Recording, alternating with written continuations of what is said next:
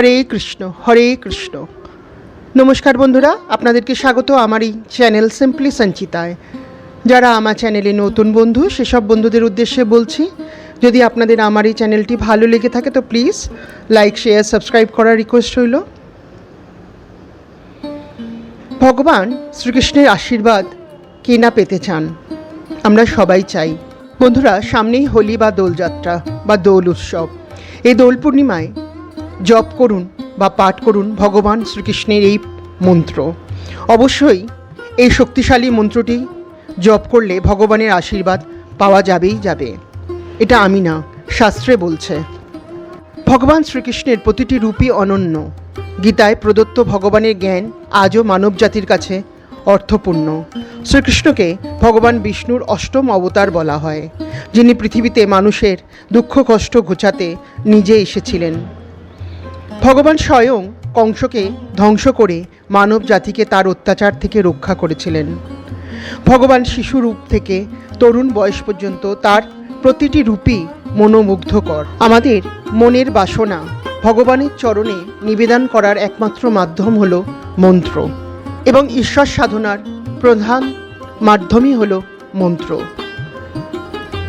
আমরা আমাদের জীবনে ভগবানকে স্মরণ করার জন্য, তার পাদপদ্মে নিজেদেরকে অর্পণ করার জন্য বিভিন্ন রকম মন্ত্রের শরণাপন্ন হই। সমস্ত মন দিয়ে যখন কোনো মন্ত্র পাঠ করে আমরা ভগবানকে আহ্বান করি বা নিজেদের কোনো কিছু ভাব ভগবানের চরণে নিবেদন করি, তখন ঈশ্বর আমাদের অন্তর আত্মার দ্বারা আমাদের মনের ভাব বুঝে নেন।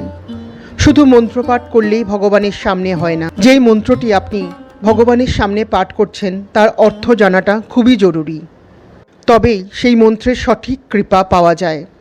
হিন্দু সনাতন শাস্ত্রে বলা হয়, ভগবান শ্রীকৃষ্ণ হলেন সকল কর্মের কারণ এবং তিনিই কর্মফল দাতা। তাই শাস্ত্র অনুযায়ী শত অপরাধী ব্যক্তিও যদি অন্তিমে তাঁকে স্মরণ করেন, মানে ভগবান শ্রীকৃষ্ণকে স্মরণ করেন, পরম দয়ালু ভগবান দয়া করে তার পাদপদ্মে তাঁকে ঠাঁই দেন। তাই ভগবান কৃষ্ণের প্রণাম মন্ত্রের সঙ্গে এই বাংলা অর্থটাও আমি এখন আপনাদের সঙ্গে। হে কৃষ্ণ করুণা সিন্ধু দীনবন্ধু জগৎপথে, গোপেশ গোপিকাকান্ত রাধাকান্ত নমঃস্তুতে। নমো ব্রাহ্মণ্য দেবায় গো ব্রাহ্মণ্য হিতায় চ, জগদ্ধিতায় শ্রীকৃষ্ণায় গোবিন্দায় বাসুদেবায় নমো নমঃ। হে কৃষ্ণ করুণা সিন্ধু দীনবন্ধু জগৎপথে, গোপেশ গোপিকাকান্ত রাধাকান্ত নমঃস্তুতে। নমো ব্রাহ্মণ্য দেবায় গো ব্রাহ্মণ্য হিতায় চ, জগদ্ধিতায় শ্রীকৃষ্ণায় গোবিন্দায় বাসুদেবায় নমো নমঃ। হে কৃষ্ণ করুণা সিন্ধু দীনবন্ধু জগৎপথে, গোপেশ গোপিকাকান্ত রাধাকান্ত নমঃস্তুতে। নমো ব্রাহ্মণ্য দেবায় গো ব্রাহ্মণ্য হিতায় চ, জগদ্ধিতায় শ্রীকৃষ্ণায় গোবিন্দায় বাসুদেবায় নমো নমঃ। হে কৃষ্ণ করুণা সিন্ধু দীনবন্ধু জগৎপথে, গোপেশ গোপিকাকান্ত রাধাকান্ত নমঃস্তুতে। নমো ব্রাহ্মণ্য দেবায় গো ব্রাহ্মণ্য হিতায় চ, জগদ্ধিতায় শ্রীকৃষ্ণায় গোবিন্দায় বাসুদেবায় নমো নমঃ। হে কৃষ্ণ করুণা সিন্ধু দীনবন্ধু জগৎপথে, গোপেশ গোপিকাকান্ত রাধাকান্ত নমঃস্তুতে। নমো ব্রাহ্মণ্য দেবায় গো ব্রাহ্মণ্য হিতায় চ, জগদ্ধিতায় শ্রীকৃষ্ণায় গোবিন্দায় বাসুদেবায় নমো নমঃ। হে কৃষ্ণ করুণা সিন্ধু দীনবন্ধু জগৎপথে, গোপেশ গোপিকাকান্ত রাধাকান্ত নমঃস্তুতে। হে কৃষ্ণ করুণা সিন্ধু দীনবন্ধু জগৎপথে, গোপেশ গোপিকাকান্ত রাধাকান্ত নমঃস্তুতে। হে কৃষ্ণ করুণা সিন্ধু দীনবন্ধু জগৎপথে, গোপেশ গোপিকাকান্ত রাধাকান্ত নমঃস্তুতে। হে কৃষ্ণ করুণা সিন্ধু দীনবন্ধু জগৎপথে, গোপেশ গোপিকাকান্ত রাধাকান্ত নমঃস্তুতে। হে কৃষ্ণ করুণা সিন্ধু দীনবন্ধু জগৎপথে, গোপেশ গোপিকাকান্ত রাধাকান্ত নমঃস্তুতে। এই মন্ত্রের বাংলা অনুবাদ হলো, হে আমার প্রিয় কৃষ্ণ, তুমি করুণা সিন্ধু, তুমি দীন জনের বন্ধু, তুমি সমস্ত জগতের পতি, তুমি গোপীদের ঈশ্বর এবং শ্রীমতী রাধা রানীর প্রেম সম্পদ। আমি তোমার পাদপদ্মে আমার সশ্রদ্ধ প্রণতি নিবেদন করি, তুমি তা গ্রহণ করো।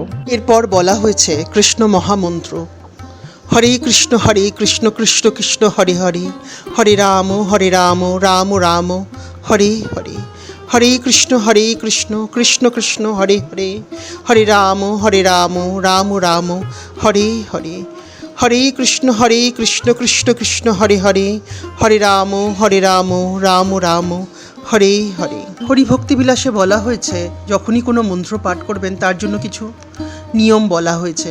সেই নিয়মগুলির মধ্যে একটি হলো ভগবান শ্রীকৃষ্ণ বা ভগবানের কোনো ফটো বা কোনো মূর্তি যদি আপনার ঠাকুরের স্থানে থাকে তাহলে সেই জায়গায় বসে পাঠ করতে বলা হয়েছে। আর যদি না থাকে তাহলে ঠাকুরের স্থানের ওখানে একটি বেদি, ছোট্ট বেদি করে তার উপরে ভগবান শ্রীকৃষ্ণ বা শ্রীকৃষ্ণের ফটো বা মূর্তি একটি রাখতে বলা হয়েছে এবং ওই বেদিতে প্রথমে লাল বা সাদা কাপড় বিছাতে বলা হয়েছে।